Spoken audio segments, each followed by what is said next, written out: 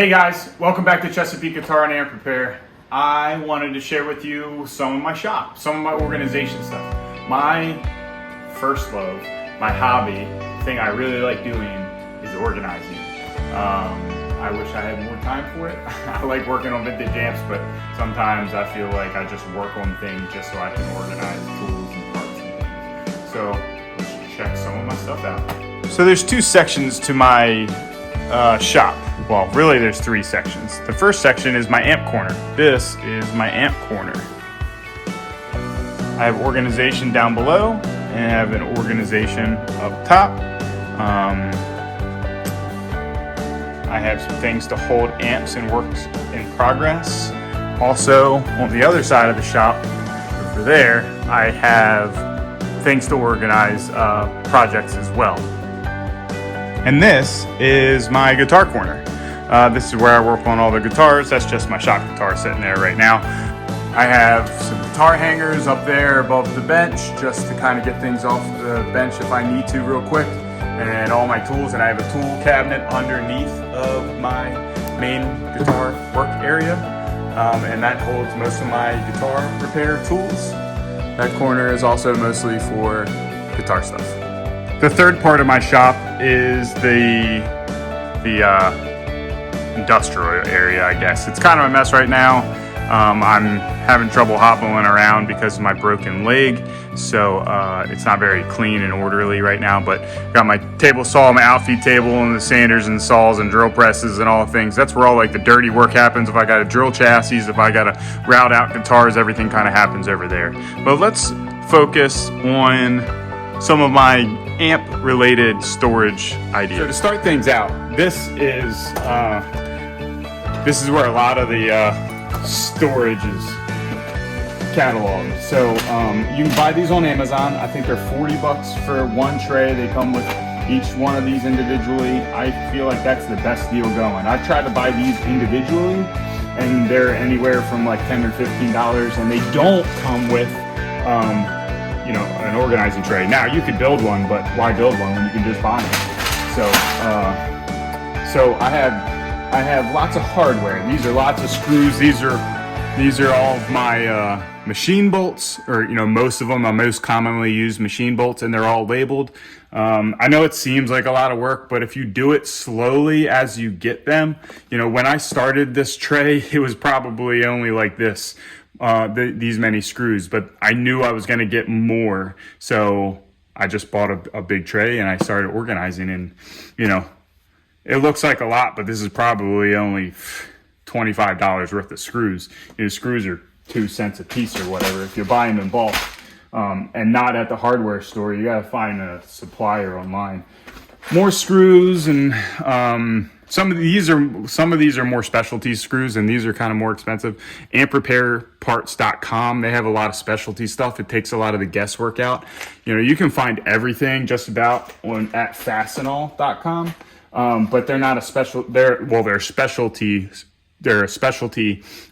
screw company, but they're not a specialty amp screw company. So you have to figure out what the screws are called and then buy them from Fastenal. But AmpRepairParts.com is specialty to amps. Guitar stuff, bridges, screws related to bridges and saddles and tunumatics and things. Here are my guitar related electronic parts. Fuses. This is my fuse box. These are capacitors that I don't use very often. These are like I call them computer capacitors, but they're the radial capacitors that are used in like PCB board amps. Guitar screws, all the different lamps for fenders and the jewels, and then jacks, a bunch of different jacks, pots,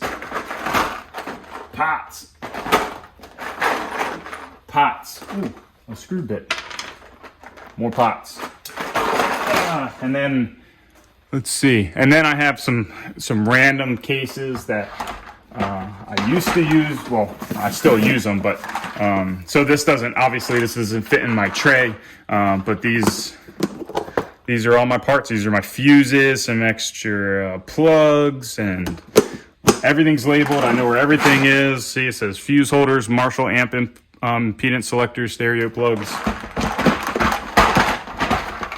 All right, check it out. Here's some more. A lot of this is guitar stuff. So here's like this is my case for bridge removal tools. So all the stuff that has to do with acoustic bridge removal, that's there. This is an example of like organizing in progress. So this case has some random case repair parts, and this will get filled up anytime I have some extra parts for for repairing cabinets. It'll go in here, the big stuff. This is guitar bridges, pickup rings, shims, trem bars, tuners, miscellaneous guitar stuff. So this is like the big guitar related parts that I don't really have another spot for them. They go in here. Here's tube shields and tube retainers, IC outlets, tube sockets. You know, if I was building, which I don't really build that often, if I was building, you know, I would have to have a lot more of that stuff. But I usually buy the tube sockets, like 10 at a time, and then I can keep a good stash. Here's a work in progress too. Here's my switch bin. I need to get a better organizer for this. What I really need to do is I need to get more of these guys. I need to get another row, like here.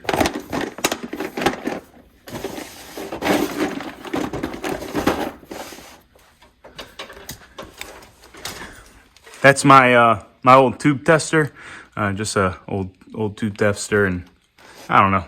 There's stuff over there. It's all organized. It's all in bins. I'm not going to go through every single one of my boxes. I wanted to go through the small stuff. Yeah. So these bins, these are the daily parts bins. Here's all my resistors, all my capacitors. I used to have things in plastic bags. What I have figured out that rummaging through plastic bags is just impossible to be efficient at. So now if I need a 100K resistor, boom, I reach over and grab a 100K resistor. I even labeled the ones that are the most common that I use with orange tape, so they're easy to pick out. Same thing over here. So same thing over here.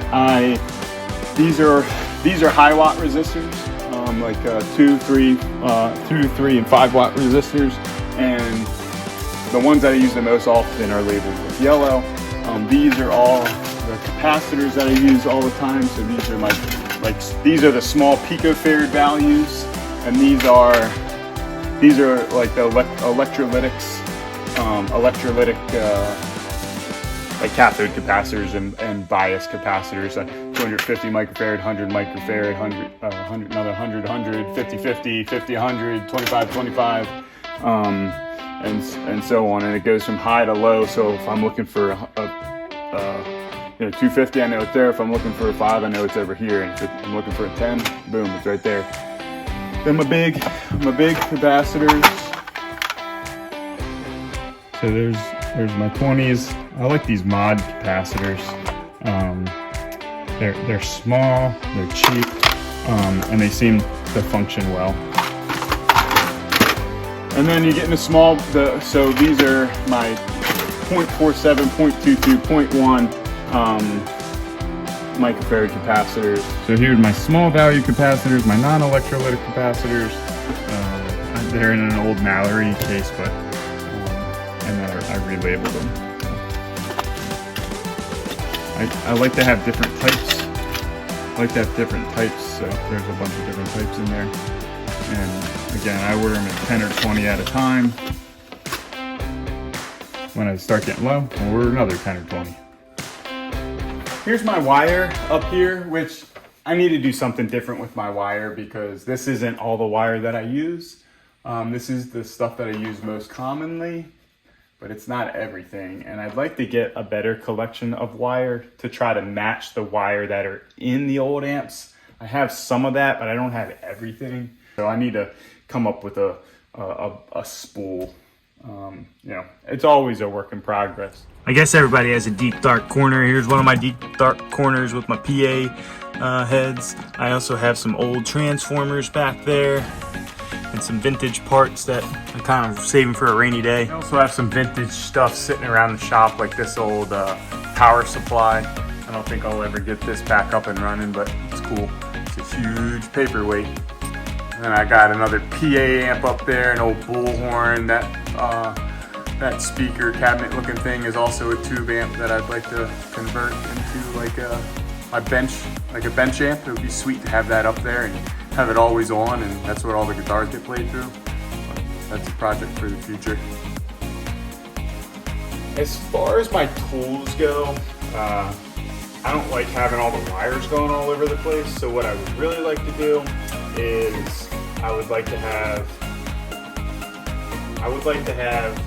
get rid of this and my Variac and my dummy load, and I would like to incorporate it all into one unit. So I would like to have basically a big square box here that I could plug my amp into. I would have the current reading, the voltage reading, Variac built in, and some safety stuff to shut things off. And then my dummy load, I would also like to have a box that has my dummy load in it, and it also has my oscilloscope in it, so I can always read the output, because I have two channels. So one channel will be going to the output all the time to visualize that, and then my separate one would, I guess, just be hanging up here, and I could poke around in the amp.